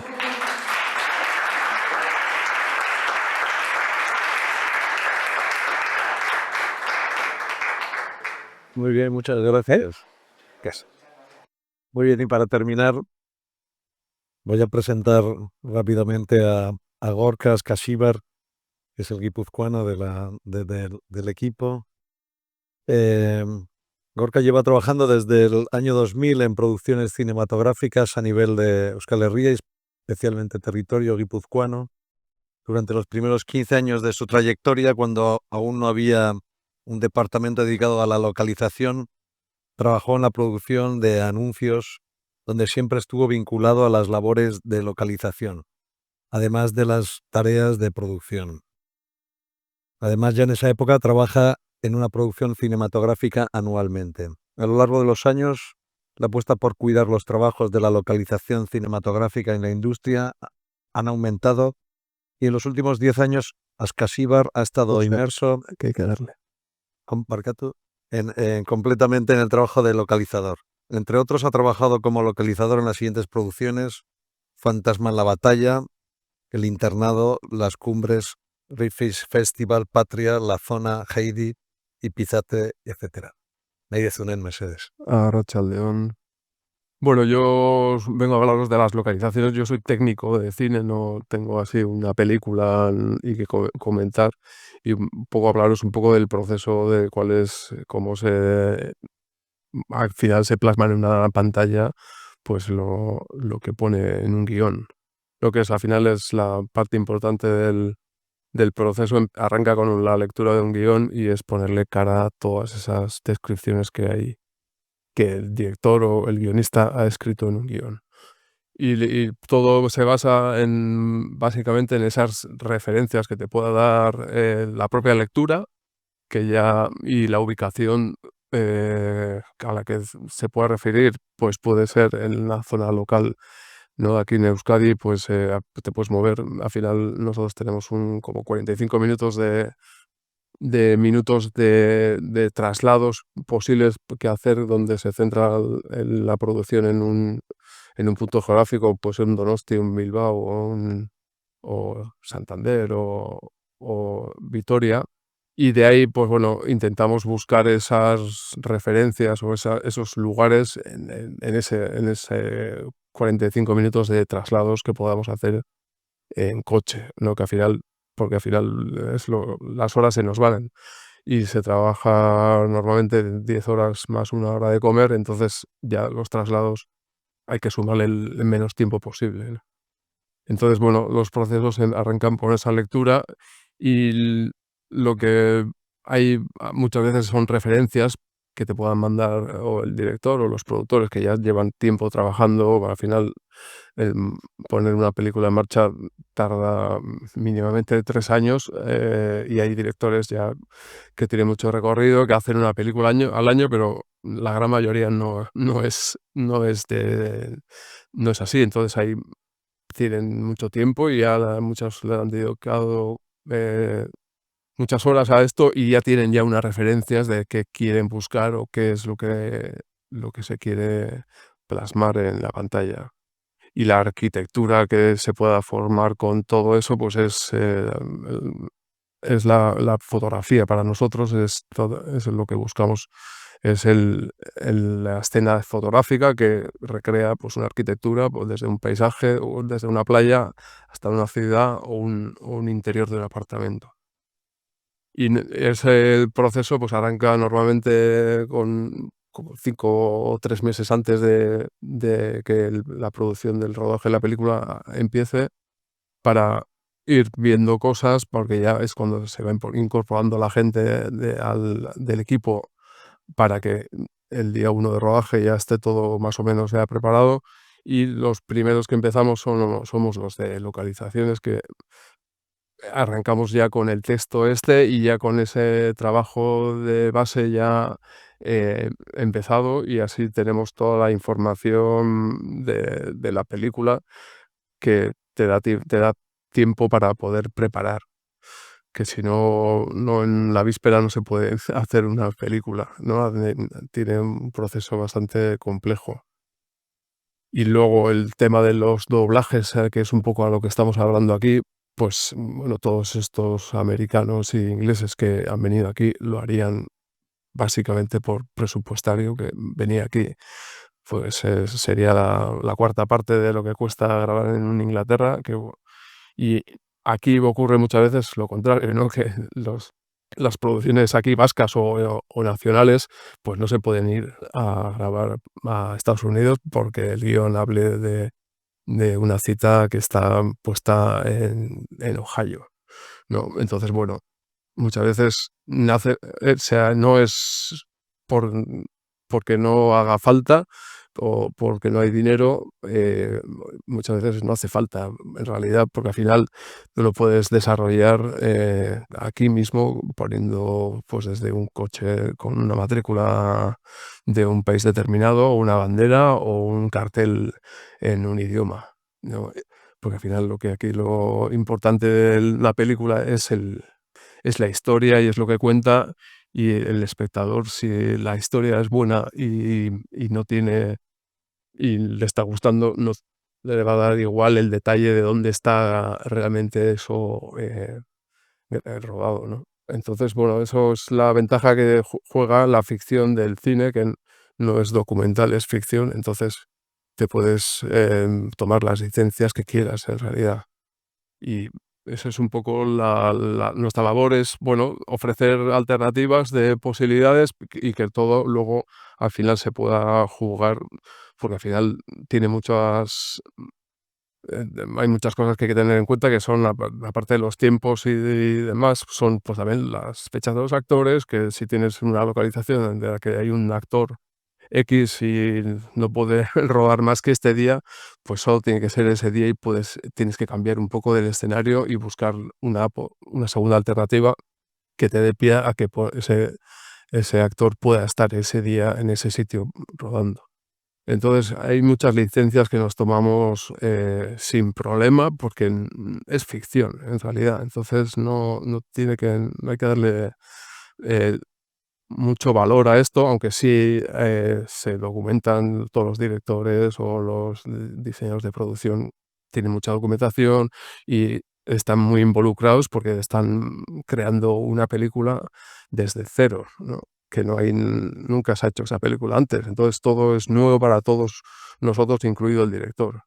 Entonces, bueno, es un trabajo de equipo que con la ayuda de unos y de otros, pues hay libertad para hacer lo que se quiera con un sentido común y dentro de ese presupuesto que habláis y demás, para que todo pueda cuadrar un poco, ¿no? El presupuesto, lógicamente, está para desviarse, si no, no habría un papel. Entonces, todas las producciones, no entiendo que se han pasado todas, aunque sean 10.000 euros o 100.000 o más, ¿no? Pero eso es el juego que tenemos cada producción, porque hay que darle variedad a la cosa y al final hay que crear esa arquitectura fotográfica y que cuente la cuestión, que la estética que sea la más bonita y la más precisa para contar esa historia y no tener miramientos en dónde hacerlo en realidad. Entonces eso es muy habitual y estamos ya muy acostumbrados. Entonces nosotros somos expositores de lugares para darle esa marcha que necesita la película para que estemos todos contentos. En realidad no tiene mucho más misterio. Que se puedan hacer cosas, eso, en un día puedes poner una bandera americana y ya estás en una rodando en un albergue, pues hacemos una residencia de ancianos en Estados Unidos, por ejemplo, o hay ejemplos de eso, una cárcel francesa, pues la haces con un teléfono francés, con unas rejas, y lo puedes meter en un sanatorio, en una residencia donde no te obligue la producción a que no te puedas ir a no sé dónde a poder grabarlo, porque no tienes tiempo, y el tiempo al final es dinero, entonces está todo muy limitado. Y en ese sentido, pues hacemos todo lo que podemos en darle servicio a la historia, y es bastante libre siempre. Luego son ya gustos estéticos de que esto me gusta más que lo otro y esto está más cerca de este otro sitio que nos va a ayudar a poder sacar ese día de rodaje adelante y no tener que estar metiendo kilómetros y horas a la gente para facilitar las cosas. Porque si no, muchas veces lo mejor es irte a un plató y hacerlo en un plató y así te olvidas, ¿no? Pero claro, una playa de estas, pues no la puedes recrear en un plató, ¿no? Los platós normalmente los interiores de casas y cosas muy sencillas que se pueden hacer. Lo demás hay que salir al exterior a rodar. Y eso es un poco lo que le damos cancha y trabajo, que se mete muchas horas en un rodaje porque es un tiempo muy limitado. Y eso sería un poco. Pues andao.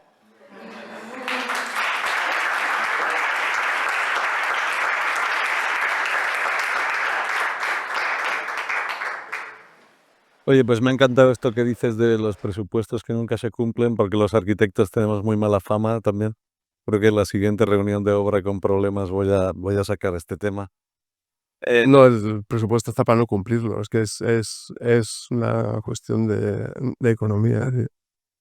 Bueno, la verdad es que han salido temas súper sugerentes, muy bonitos. No sé si alguno tuviera alguna pregunta que hacer. Creo que tenemos un micro por ahí. Y si no la hay o si va a tardar un poco, que siempre sucede, yo tengo preparadas un par de cosas, ¿no? Lo mismo que pasa con los presupuestos, ya se ve que la arquitectura y el cine, bueno, ahí tienen lógicamente muchísimas similitudes, ¿no? Y desde luego influencias mutuas. El cine le ha enseñado desde luego mucho a la arquitectura por millones de cosas, ¿no? Pero desde luego esta noción de las secuencias, del montaje, de lo teatral o de la noción de lo que el personaje, ¿no? ve, ¿no? Digamos, hay ese salto que hay de la arquitectura, como quien dice, objetiva, de lo que es objetual a lo que percibe, ¿no? Que, bueno, últimamente viene a llamarse con ese término de fenomenológico. Bueno, ha suscitado casas bonitas que han venido del cine, ¿no? Eh, me he acordado de, de la película de mi tío, ¿no? La casa de que Jacques Tati hace para, para, para los padres del chico, ¿no? Que en Rem Koolhaas coge partes de esa casa para una villa que tiene, Villa d'Alama en París, ¿no? Que calca totalmente la escalera, o Tuñón y Mansilla tienen una casa en Almería que también coge las ventanas con dos ojos, ¿no? de esta película. Eh, y supongo que al revés también ocurre, ¿no? No quiero pensar que hay casas que tienen un impacto o pueden suscitar ya la historia, ¿no? Y me he acordado de Orson Welles, en concreto las casas de Julia Morgan, que por cierto es una arquitecta muy poco valorada, reivindicada, y que quizá tendríamos que hacer unas películas de Julia una exposición de Julia Morgan, porque es de las primeras arquitectas, si no la primera con licencia de arquitecta en Los Ángeles, en el Los Ángeles dorado de los años 20, y que hizo la casa del magnate de los medios, de Hearst, y creo que influyó, digamos, en Xanadu, ¿no? En la casa que aparece en Ciudadano Kane, ¿no? Tú lo has hablado también en El cementerio, ¿no? Me ha parecido fascinante, es cierto, ¿no? El impacto de lo que el cine puede enseñar al andar, ¿no? En- Me gustaría saber si tenéis más referencias, o que seguro que existen, o si hay algún caso de estos que os pueda haber impresionado también. No, pregunto un poco para frikis. A ver, repite la pregunta. ¿Qué más pilla fuera de juego? Hay otra película que es esta de la, la, eh, la señora de la limpieza, una villa famosa que también hay en Burdeos. La casa es protagonista, pero digamos una casa que está pensada casi para, iba a decir un superhombre que luego tiene un accidente, que va en silla de ruedas. Pero luego la película se ve desde los ojos de la señora de la limpieza, que es una portuguesa. Y bueno, es una historia que sale también, ¿no? Desde la arquitectura, ¿no? La pregunta era desde ahí, ¿no? ¿Hay algún objeto arquitectónico que literalmente haya suscitado alguna película, algún escenario, que sea el punto de partida, ¿no? Como puede ser, ¿no? El caso de Xanadu, de Wells. Yo creo que salgo de Leone, que parece que estamos en monotema Leone, los de Sad Hill, pero a mí Hitchcock me gusta mucho y hay 2 pelis de Hitchcock que por lo menos ahora me vienen así a bote pronto, que es Psicosis, el Hotel Bates, que es una presencia, está vivo, es el personaje. Y Rebecca, Manderley, ¿cómo era? Empieza la película diciendo, a veces sueño que vuelvo, que acaba el palacio ardiendo, que son 2 presencias totalmente fundamentales que agobian en la película. Una por pequeña y por tétrica ahí al fondo del hotel por habitaciones, y la otra por gigantesca, pues porque la pobre actriz de Jane Fontaine, con sus orígenes humildes, se ve ahí un poco atrapada. Creo que son 2 películas en las que la arquitectura tiene un peso fundamental. Vamos, eso es una opinión personal, que Es un no... personaje más. Sí, sí, sí. Yo puedo decir el castillo de Disney, de Blancanieves. Es el Alcázar de Segovia. De hecho, sí que Disney reconoció que fue inspirado por el Alcázar de Segovia. El Centro de Arquitectura de Burdeos, Arkenrep, hizo recientemente una exposición sobre los escenarios de Disney y aparecía ese caso, sí, era fascinante, sí. Sí, sí. Yo quisiera saber las localizaciones de las imágenes de Gork.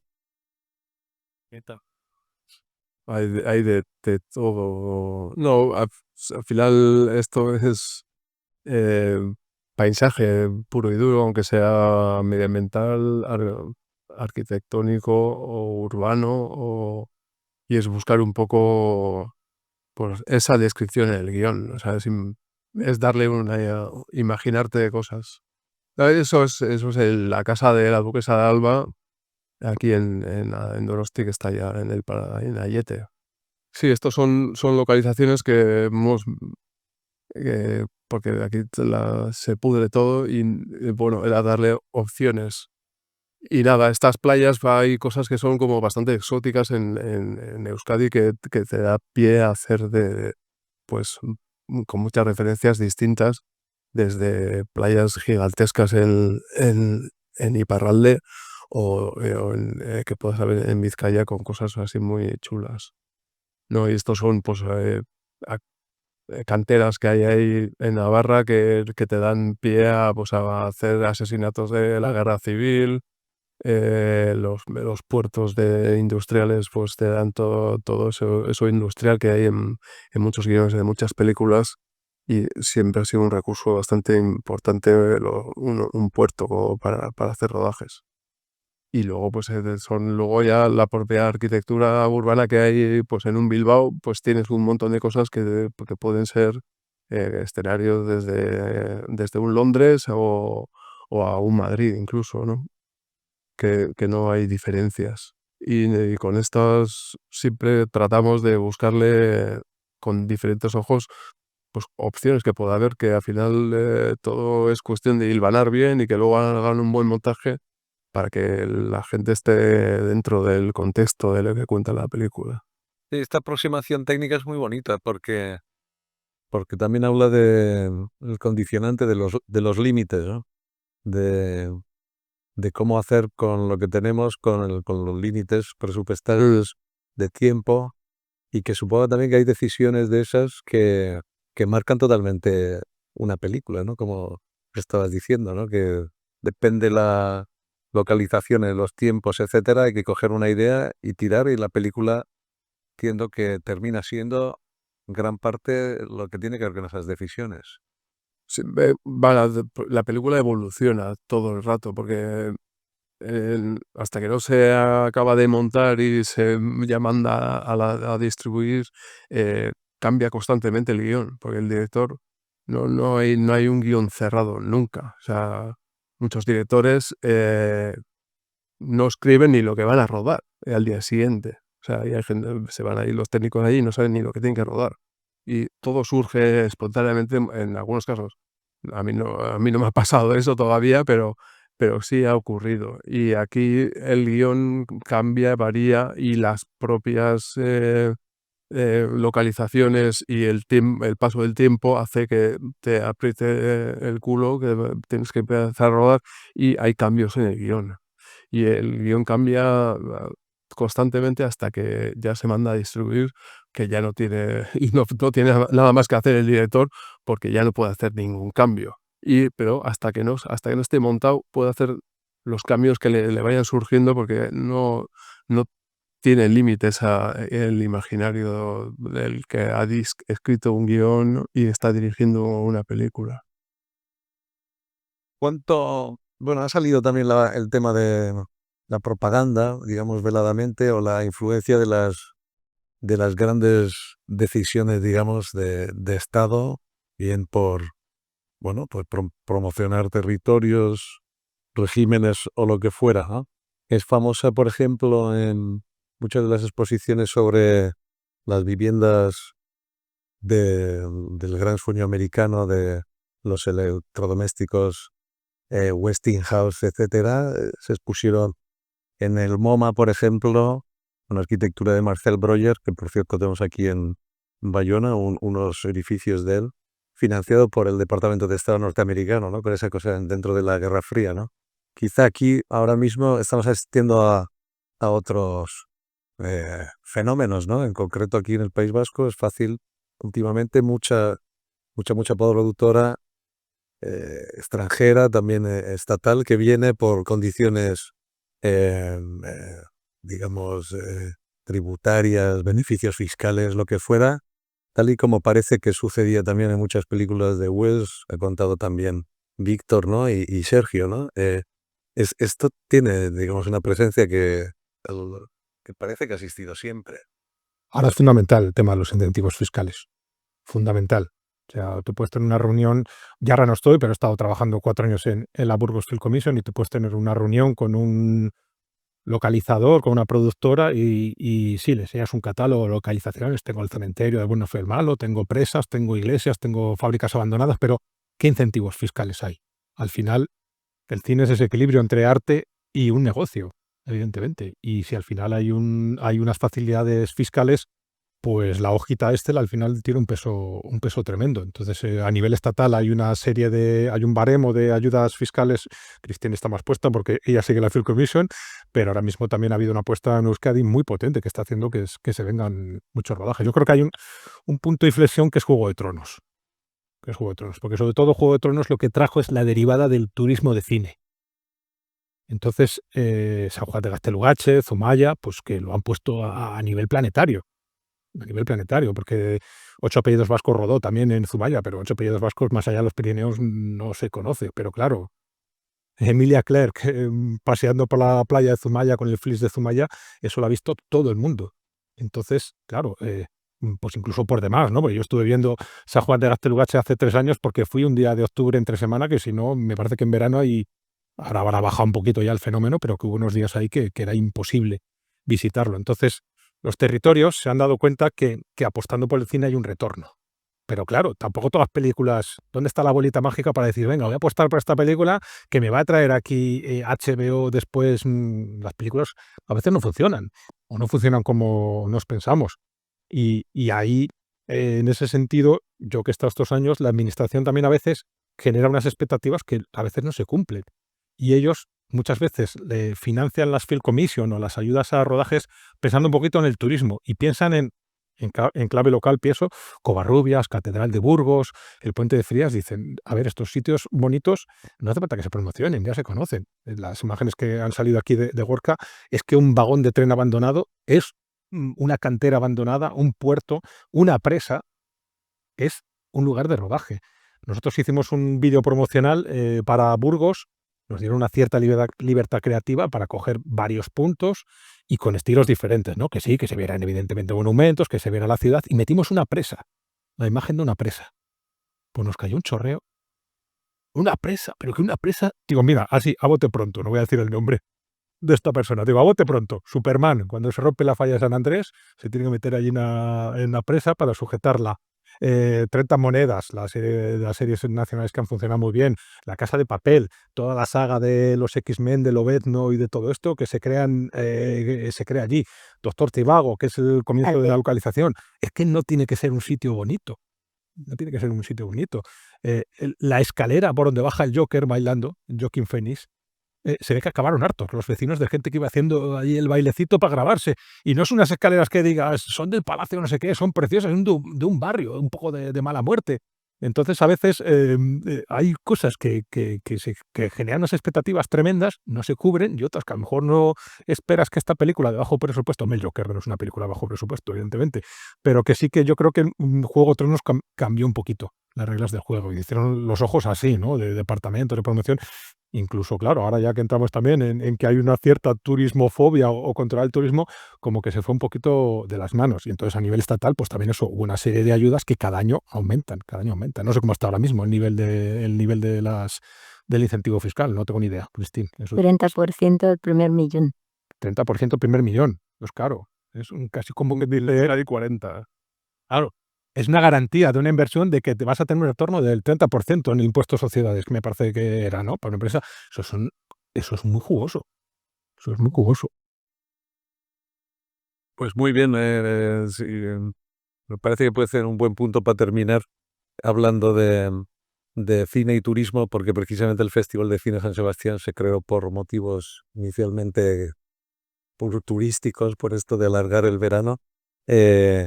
Si hubiera alguna pregunta, podríamos...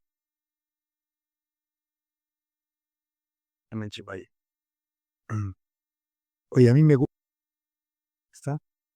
gustaría saber que vosotros como expertos en todo este tema de logística, ¿qué incidencia puede tener la inteligencia artificial en vuestro trabajo? Esto es un tema que se está debatiendo ahora muchísimo, ¿eh? El tema de la inteligencia artificial Es un melón. es un poco complicado, sí, porque, a ver, presenta muchos problemas. Primero, ¿qué va a pasar después en los rodajes? ¿Hace falta más equipo técnico? Si todo es inteligencia artificial, vamos a necesitar actores, vamos a necesitar localizadores, vamos a necesitar decoradores. Eso suscita muchas dudas. Al mismo tiempo, pues otro tipo de los defensores de la inteligencia artificial dice que se va a crear nuevos trabajos, otro tipo de trabajos. Pero claro, nosotros que somos Film Commission, obviamente nuestro producto estrella son las localizaciones. Tenemos que vender las localizaciones. Entonces, para nosotros es una desventaja, una competencia desleal la inteligencia artificial. Ujú. Yo creo que no solo en este gremio, en el cinematográfico, es que es un melón por abrir que igual que necesitamos perspectiva en 20 años, donde están muchos oficios que están ahora mismo en una incertidumbre tremenda. Y entiendo que también en la cuestión de arquitectura, todo lo que es un diseño matemático, El tal, mismo guión. los guiones, ¿no? Que canciones, música, yo creo que es un tema que yo, desde luego, desde mi perspectiva personal, no tengo ni idea de por dónde van a venir los tiros en cine o en tantos otros.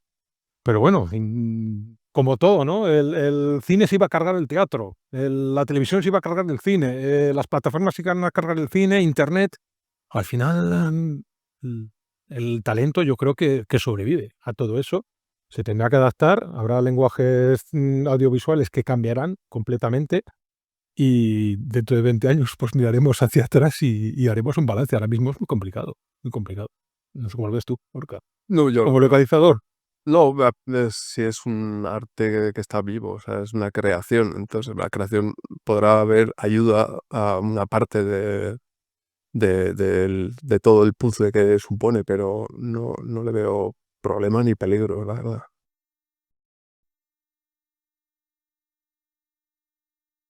Muy bien, pues yo creo que con esto terminamos. Muchas gracias a los ponentes. Víctor se ha tenido que ir por motivos de fuerza mayor.